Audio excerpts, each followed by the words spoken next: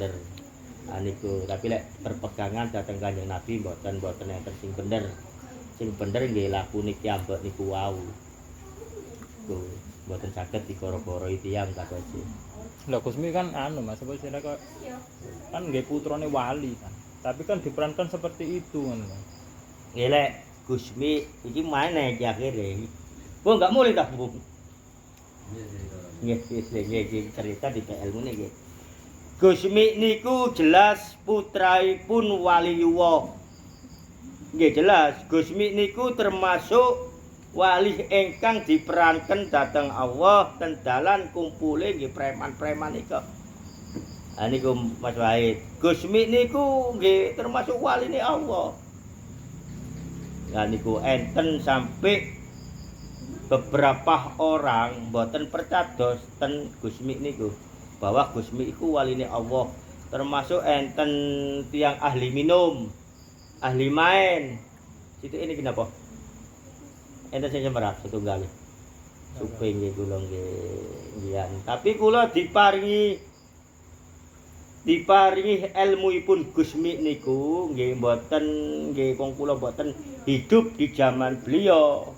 Lah moko menika kula sanjang panjenengan lek ngamalaken sholawat niku panjenengan kirimi suratul Al-Fatihah para wali-wali menika mangke sampean diparingi semerap.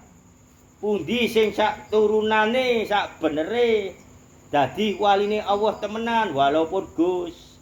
Nggih kathah sakniki sing Gus-gus mboten nyampe ilmu kewalian dhateng abahe. Lah Gusmi niki nyata.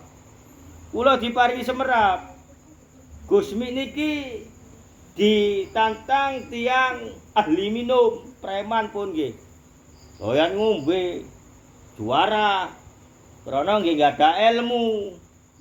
Lah niku nginum. Lek ngombe niku wadah ngombe khamr niku, tapi sing mabuk, sing kelempoken wong sekitare. Krana gak ada ilmu nggih. Lah niku mabuk. Liya dinten Gusmi ditantang. Nggih Gus panjenengan lek ancene wali, monggo nginum kali kula. Lek pancene sampean niku wali. Gusmi namung nggih nika mboten sanjang napa-napa mesem mawon. Monggo lek jenengan kajenge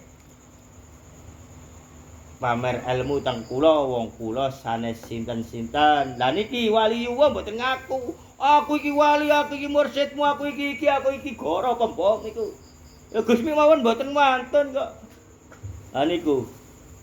Sewaktu lenggah niku sareng tiang ahli mabuk niku sing gadhahi ilmu nggih niku wau. Minum kalian Gusmi. Karena dhek nggih gadah ilmu, pinten sih kekuatane perute para tiang-tiang niku wau. Tapi lek waliyullah mangke kula nggih. Niku ngombe terus. Nggih sekitar sing glepok, sing kelempoken sing napa. Gusmi tetep minum mawon. Pun kuatan iki pun pirang grat ngoten lek jaman sakniki. Nah saat niku tiang ahli nginum niku wau nggih. Pun rada ya napa ngoten ningali Gusmi nginum niku wau, mulute Gusmi ketinggal segara. Lah niku lek segara masih sak pabrike sak Indonesia didelepno kono kurang minume. Oh nggih ngapunten, mulutipun Gusmi sak pinten lebare nggih samoten niku. Akhire tiange nyuwun sepura dhateng Gusmi. Nggih jenengan ingkang walinipun Allah sapa duduk aku iki Gusmi duduk waliullah. Ya wis kon tak dongakno sisae umurmu manfaat. Dadose ahli nginum niki wau asal dungane Gusmi leren mboten dadi preman, mboten dadi ahli nginum. Nggih, dadi wong bener. Lah niki moko alhamdulillahirabbil alamin kula mboten hidup di zaman Gusmi. Janipun kula lek kula lampiasaken nggih kados niku wau, tapi kula mboten nglampiasaken, kula mung minum mawon. Kula lek lenggah ten warung nggih niku jana nggih mboten mufakat wong perut kula mek sak meten, paling kedhik nggih 2 gelas. Gelase sak meten-meten niku nggih. Lah niku nggih Mas Herman sato saksi Niku Mbak Yuli wau sing wasul nggih dados saksi krana nginum kula mboten ukuran sampai kula ten pundi-pundi lek kanca kula ningali kula nginum wadah timba apa ya kaya ngombeni sapi ngoten nggih. Lah niku krana kula mboten lampiasaken mboten dadi kesombongan kula. Kula lek sombong kula lawan kanca-kanca kula niku kumpulane nggih nginum kabeh. Tapi nggih nginumi sak centung ngono pulang menapa saben-aben kelenger apen-apen ngomel. Lah niku nggih, pun nggih niki elmune ten mriku. Adose kula alhamdulillahirabbil alamin mboten nglampiasaken sing minum homer anjene kula mboten tau minum homer mung kumpul tok. Lah niki keduaipun Gusmi nggih ngoten. Gusmi jenengan lek ancene wali monggo main kali kula main kartu. Lah Gusmi niku ditantang main kartu. Terus Gusmi, ya aku gelem kon ngejak main aku asalkan lek wis entek dhuwitku buyar oleh ngadeg teko saka tempat. Nggih monggo Gus. Nah niku. Akhirnya Gusmi nggih main. Gusmi niku main, nggih main kartu. Nah niku boten tahu menang mulai awal sampai nggih mangke terakhir niku mboten tahu menang Gusmi. Gusmi niku nggih mboten beto yatra, mboten beto napa, kesake mung sak monten menika. Kalah njupuk maneh sak uwen-uwene gak entek sing jenenge kesak mek pirang senti se niku. Lah niku akhire tiyang sing main iki kapok nedhi sepuro njaluk. Nggih Gus, jenengan niku waline Allah. Nyuwun ngapura ingkang ngagung kula Gus. Ya wis, aku iki duduk wali. Kon tak sepura sisae umur ya. Ya wis. Ha niku dilusken Gusmi. Akhire nggih dadi tiyang manfaat. Lah niku sak benere. Lah napa? Akhire nggih kula ketrembesan elmune. Kanca-kanca kula main padahal kula niki main nggih mboten saged hitung-hitungan nggih lupat-luput wong kula niki tiyang bodoh. Praktek akhire kula main. Lho semerapi kula. Napa sing dicekel kanca kula kartune niku angka pira enten pira kula semerap. Nggih kula buka mawon.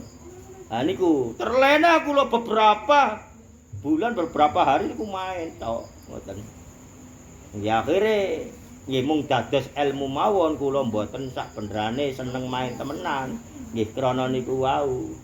Akhire kula nggih wis niku wau nggih menang terus. Dan sampai lek-lekan lari kali mulai mantun isya sampai pendak asar isya begini iki sampai asar kula tantang lari-lari dugi main kalah buyar kalah cek duwe buyar kalah kali kula tok kari lari niki ya. Ah niku sampai pindah tempat. Ah niku mung dadi cerita mawon iki dadi ilmu nggih. Lah niku ilmunipun Allah sesungguhnya diberikan Gusmi. Lah mongko menika sing setunggal niki nggih ngoten. Gusmi niku seneng enten komplek. Lah niku sampai enten sing protes menawi niku santri, menawi niku tiyang wis intine elmune si protes mawon dateng kiai waliwuh setunggale.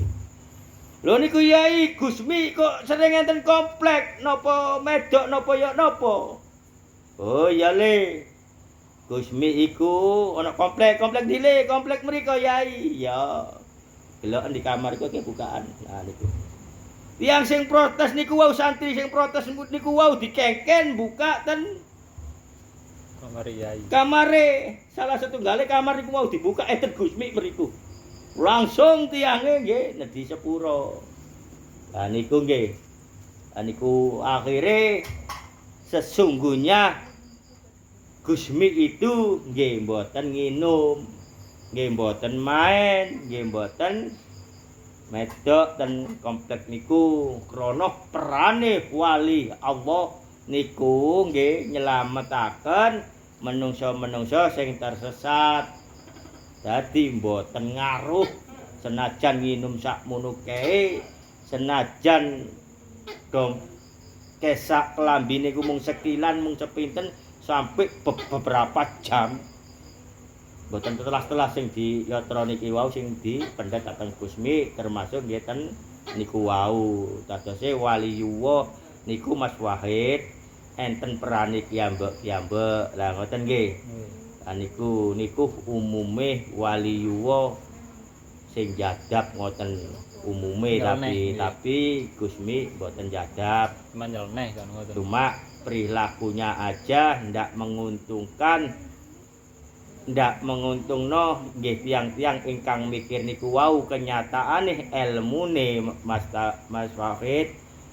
Ilmu para waliyuwah niku wau senajan boten nyocoki akal pikire menungso sekitare tetep nguntungno makhluk sekitare sing napa di sekitari waliyuwa niku wau nggih niku wau contone nggih mboten masuk akal niku dilarang ten agama sedanten kenyataane niku diridhoi Allah mboten dados masalah nggih alhamdulillah rabbil alamin niku kula asal ilmune dugi Gusmi krana kula mboten hidup di zaman beliau nggih kula mung diparingi semerap mawon.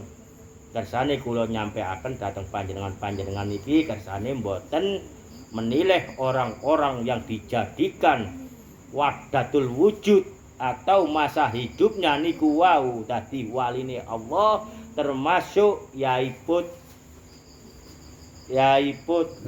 bendungan senajan miso nggih manfaat cukup semanten. Assalamualaikum warahmatullahi wabarakatuh.